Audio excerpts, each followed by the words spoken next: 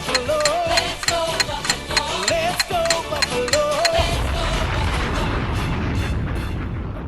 Welcome to the Mafia Minute, where every second of every minute of every hour of every day of every week of every month of every year until eternity is precious for the Bills Mafia. I am Magnum Mills, and I'm here with Jamie G to talk about all things Buffalo Bills. The Mafia Minute is presented by CZGAP Fantasy Football. You can find us wherever you get your podcasts at on YouTube. We are on social media at CZGAPFF. Do not forget to have a good Thanksgiving, and don't forget those flaps. Follow, like, and please subscribe. That's all we ask. Helps other people find our show, find our channel. It brings new members to the Bills Mafia, and that's all that matters, right? If you had fun, please give us that thumb. Jamie G, I'm assuming you're doing much better this week than you were last week. Yeah, it's a much better week, and I am feeling a lot better, although cautiously optimistic, but encouraged. I am Jamie G. Esquire V, and a proud member of the Bills Mafia. And Mafia, what's up? What a game. What a performance at home. You finally got what you wanted. I'm jealous of all of you that were at that game. So happy we got a great game at home. Dominant fashion against a division rival. The Bills looked like the Bills we all expected throughout the course of the season. So great job by the Bills, great job by the coaching staff, great job by the players, great job by the fans for not giving up and staying true to the Mafia. So what did you enjoy more? And be honest, the fact that the Bills won or the fact that you forced Zach Wilson out of the job just 12 weeks after he came in cold, got that big win in week one. You know, you gave his career new life and then you snuffed it out of him. Was that better than the actual win itself or no? Sometimes you got to give somebody life just so you can take it from them. And, you know, I think that was a great feeling here. This, make no bones about it, this was a revenge game. The Buffalo Bills do not like the New Jersey Jets at all. And they were disappointed. They felt like they should have went to New York and won that game, beat themselves. And that's been true of all 5 losses of the Bills this year. They literally give games away and beat themselves. Not today. It felt good to expose Zach Wilson for what he was. And this is not the first time the Bills have done this, but it felt good to do it at home when, you know, there's been, you know, folks saying maybe he's not playing as bad as he is and maybe Aaron Rodgers will come back and this, that, and the other. I don't think so, Jack. This is a game they had to win, and they won in a big way. Yeah, you even got a little Ty Johnson revenge game, right? I thought that was a little bit interesting to see him. You know, that we had all the talk about Uncle Lenny, but for all that, it was Ty Johnson who kind of came in there as the third running back, found his way to the end zone. Do you think that's something that they're going to keep with going forward as far as rotating the 3 backs, or was this a little bit of a one-off, you know, were they just trying to help him get his revenge? I think I love the coaching staff for this. I think they basically said, hey, how do you feel? And he said, I want to get even. And they said, okay. And he made plays, man. And the whole team played with a different level of energy in this game. It was from the first play of the game, monster hit from Reggie Gilliam on special teams to force a fumble on opening kickoff. But to answer your question, I don't think it continues because Leonard Fournette is going to learn the offense and is going to find himself in this lineup sooner rather than later. And the Buffalo Bills come December and hopefully into January are going to be running the football and running it effectively, in my opinion. Nice. And what do you think about new offensive coordinator Joe Brady's debut? You certainly saw the offense with a little bit more balance. You know, some of that was game script, 32 passing attempts, 31 rushing attempts that weren't quarterback rushes or kneel downs. Did you like what he brought in the first week of it? I think it was an outstanding showing for Joe Brady here at offensive coordinator. He brought a new energy throughout the week in practice. He brought a new focus to remind the players it ain't about the X's and O's, it's about the Jimmies and the Joes, and put the emphasis back on them and what they wanted to do. There was a lot of interaction there. I think he called a really good game. You can't really nitpick anything he did, and he didn't do it against a JV squad. I mean, let's be honest. People are talking about the Jersey Jets as one of the top defenses, if not the best defense in the NFL from front to back. And I think you can make a case that they are, and they're healthy.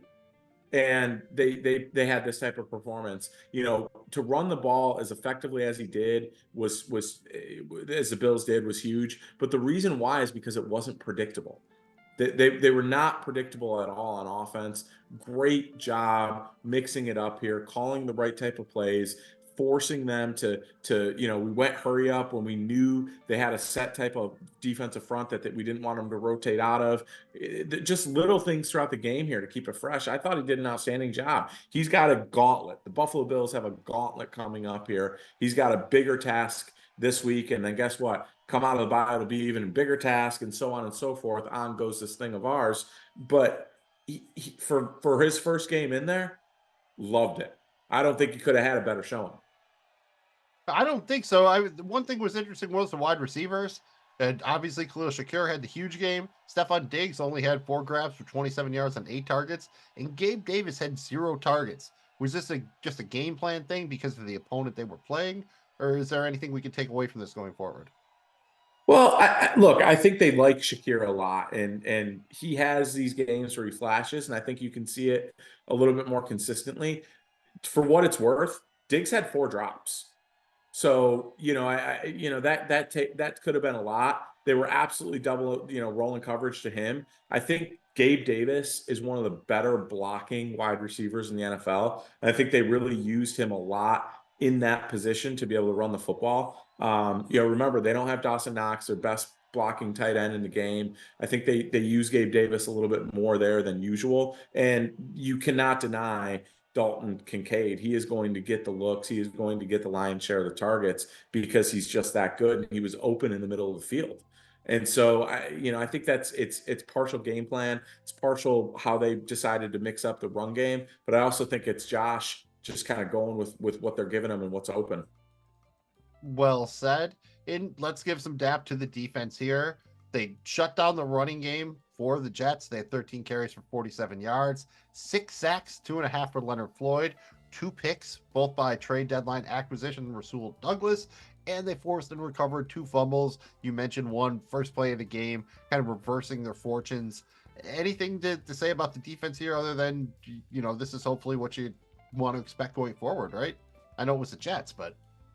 Well, yeah, obviously, look, it's not the greatest offensive juggernaut in the world, but this is what the Bills were doing the first 4 weeks of the season before the injuries in Jacksonville. And I know we've talked a lot about the injuries, but look, they're relevant and they're huge. But it's been 5 weeks, and are we starting to kind of get into a little bit of a rhythm here? And credit, Brandon Beane, he gets a lot of slack for missing on some draft picks, and he has, okay? But he brought in Leonard Floyd in the offseason, which was an absolute, the guy's got 9.5 sacks, leads the Bills. He's been an absolute stud. And getting Rasul Douglas at the trade deadline, I think it was just a massive steal here for the Bills. And he showed up in a big way. I think he's cementing himself. He's learning the defense. I think he's a really good fit there. He's physical. He can play the run, do all the things Sean McDermott wants you to do in his defense. So I think this is the defense that we want to see. We need to see. One guy that's not on this list but had an absolute monster game to go with his absolute monster season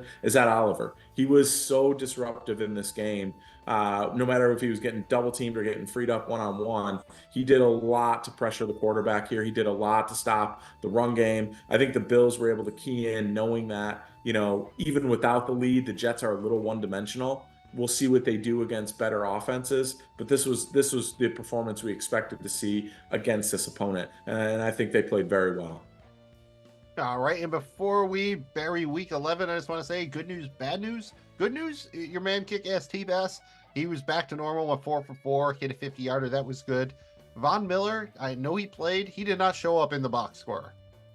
That's not great. Yeah. Any worries? You still think it's just him just working his way back still? You'd like to at least see him get in on a tackle or something. I know I saw him out there when you were playing the game, but it's a little worrisome when you don't even make the box score. Yeah, I think a lot of when they used him was on third down and obvious passing situations. They didn't have him in there a lot in running situations, so it doesn't necessarily surprise me that he didn't end up with the tackle. He got some pressures, but yeah, I think he's just not himself. It hasn't even been a year since he had the ACL injury, let alone the surgery, which he got a week or two after that. So people forget he had that injury. And the Bills were weird about it. They didn't come out and say it was an ACL. He came out and said he's coming back in a couple weeks. And then a week or so later, he gets surgery. He didn't have the surgery. They didn't know it was ACL immediately. He had the surgery the next day. And even if he did, we're still not even a calendar year away from that yet. So I think it's just him rounding into form.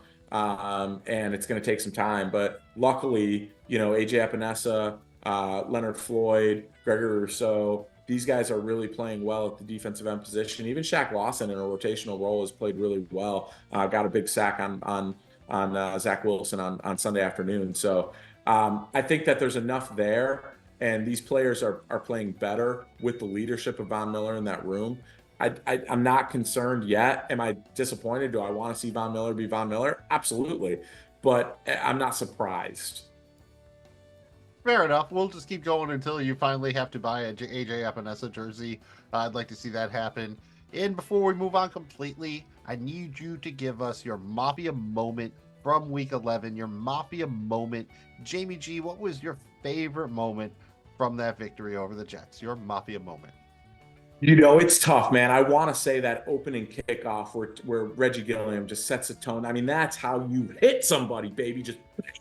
Just clean, hard hit, pop the ball out, set the tone for the game. I mean, I was beating my chest. That was an incredible moment. But I'm actually going to go with the long Khalil Shakir pass play. That was an absolute backbreaker for this Jets team. The Bills had done a good job throughout this game moving the football. They got in the red zone a couple times in the first half. Got field goals. I think got 3 of them. Then finally popped it in with James Cook touchdown. But that big one across the middle, 81-yard touchdown.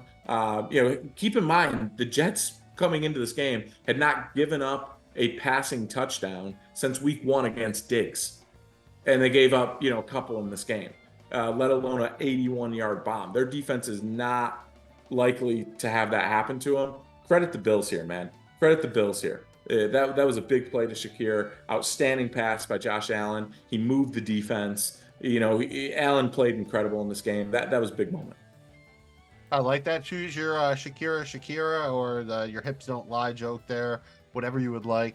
That brings us to the Mafia Mannequin, and we're doing sort of a reverse Major League thing here. If you've ever seen the movie, we started out with basically a butt-ass naked mannequin. Every time the Bills win, we're putting something on them. From the top down, our mannequin currently has a Buffalo Bills bucket hat, some Bills shades, a nice-ass 80s, 90s style gold rope chain, an old school Thurman Thomas jersey, some chicken wing Buffalo Bills boxer briefs, and a blue game sock and a blue Josh Allen sock, and 2 blue gloves. So extremities are all covered here.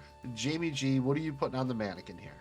This is a tough one, man, but I actually think we got to give him some ink, bro. I want to go with a charging buffalo tattoo on the forearm. Doesn't have a lot of forearm left there. It'll be kind of small to see, or we can try to squeeze it in there. Well, you know what? Let's put it on his neck. He's got a big neck. Let's put it on his neck. Oh, so all right, like the Bills, like the charging buffalo logo kind of deal on the neck tattoo. Absolutely. I like that, dude. It's better than the face tattoo, at least. So it is. Give him a neck kind of tattoo. painful him to go under the needle for that. I know the throat tattoos are very painful, but I think it'll look good. So I like that. All right, so it's on to week 12. We'll start off with the tail of the tape. The Buffalo Bills are traveling to play my Philadelphia Eagles at 4:25 p.m. Eastern Time on CBS. Right now, the weather looks decent for Philadelphia this time of year. Temperatures in the high 40s. Slight chance of a light shower. Very low winds around 5 miles an hour. As far as those of you looking to put some money on the game, the Bills are currently 3.5-point underdogs. They are plus 142 on the money line. The Philadelphia Eagles are 3.5-point favorites at home. They are minus 170 on the money line, and the game total is 47.5 points. As far as the injury report, right now questionable for the Bills, we have Taylor Rapp. It's a very good thing that he's questionable and even could play after being carted off in the ambulance. Cornerback Taron Johnson is questionable with a head injury. He must clear the concussion protocol.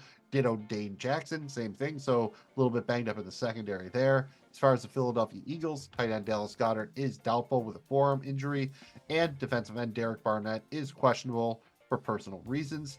Jamie G, as much as it pains me, I know you want to beat my Philadelphia Eagles this week. I'm still going to need your keys to victory. You know my keys. Oh, hopefully they're not correct. Maybe you lose your keys this week, but still, I'm going to need those keys to victory for the Buffalo Bills in Week 12. Yeah, well, the big one's going to be getting Taron Johnson back at the slot. I mean, that's a big loss there for us. Dane Jackson, while it's a loss, at least we have Rasul Douglas and Christian Benford playing pretty well. We're thin there. Be nice to have some depth. but at least he's been playing pretty well. Taron Johnson's a big one. We really got to really like to have him back there and playing that nickel slot. We use him a lot. He's on the field virtually, every defensive snap that we play. So that would be a big one. But I think overall keys to victory on this one is it's bring the same energy. It's bring the same energy that you brought, the same fire you brought at home against the Jets. You got to have it this week against the Eagles. The Eagles are a really good football team, but they're a team that can be beat just like anybody else. And in fact, their only loss is to the Jets. How'd they do it? They played really good swarming defense, got after Jalen Hurts, didn't give up the big play. And then I think for the Bills, if they do that on defense offensively, I think they got to just be them, man. Be able to mix the run and the pass up. I think you can move the football a little bit against Philadelphia. Great defense, but I think you can pass the ball on them. And I could picture the Bills getting a little bit of a run game going here. You got to be able to limit their big play down the field to AJ Brown and Devontae Smith, and you got to not let Jalen Hurts run wild on you. And then offensively, same game plan, no turnovers, and have that good mix, unpredictability, and just be them, man. People forget, like Josh Allen needs to remind himself like who he is, right? Who this offense is. They're as good as anybody in the league. They can score on anybody in the league. They just got to be themselves. Your man there, Slim with the tilted brim, I guess. I mean, sometimes you forget what his name is. The one thing I will say will probably be pretty key for you is your boy Dalton Kincaid.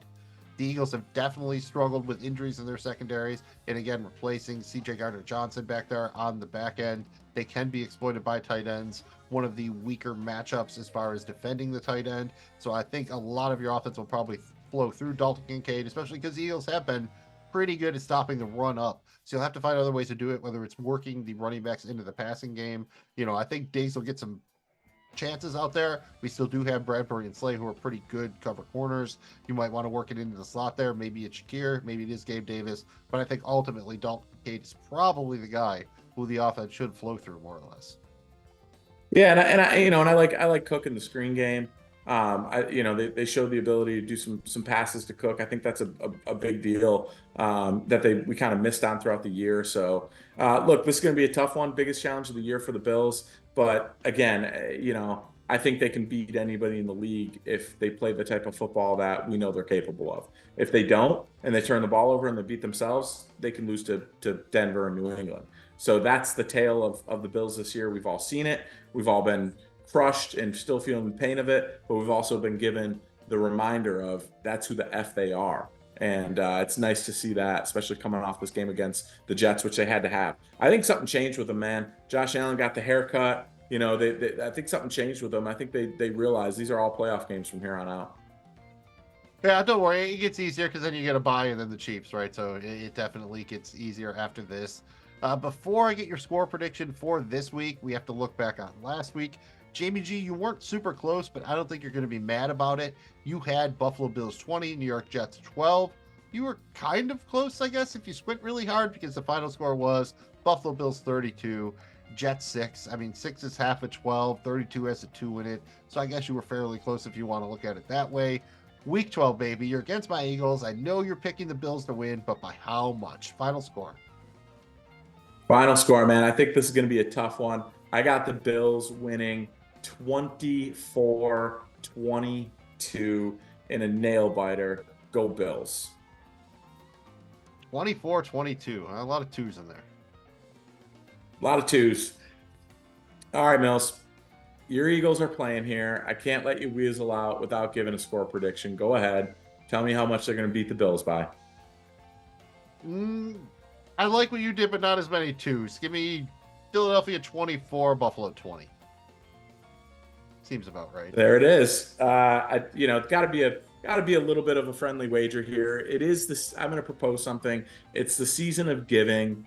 I think we did this once before, and I lost, and I made a donation to Phil Abundance in Philadelphia. How about this? Whoever wins, the loser gets to make a donation to a charity of their choosing. Fair enough.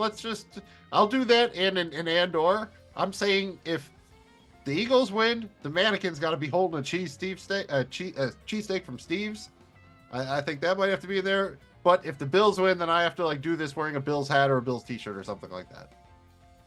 Oh man, but the cheesesteak's permanent, bro. You're not gonna wear a Bills gear every week, are you? Maybe like twice or three times. I don't know. I'm not going to buy different shirts, but I won't wear the same thing every week.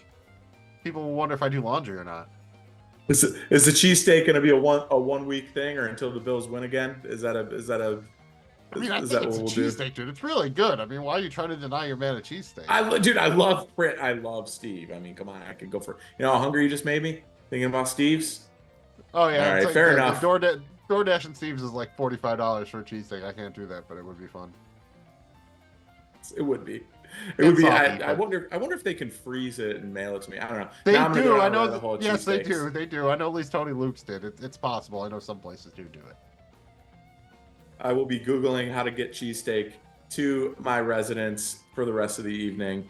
Thank you guys. This will be fun, Mills. We'll keep it as friends. We'll keep it as a friendly wager here, and win, lose, or draw. We're still together doing this, and I appreciate you being here. Appreciate you being an honorary guest and a step cousin of the Bills Mafia. We greatly appreciate you. We don't know if we'll make you a made man, but you'll be in on quite a bit, man. Thanks for being here with us, and thank you for checking out Mafia Minute. Stay true to the Bills. You never give up. When it's too tough for them, it's just right for us.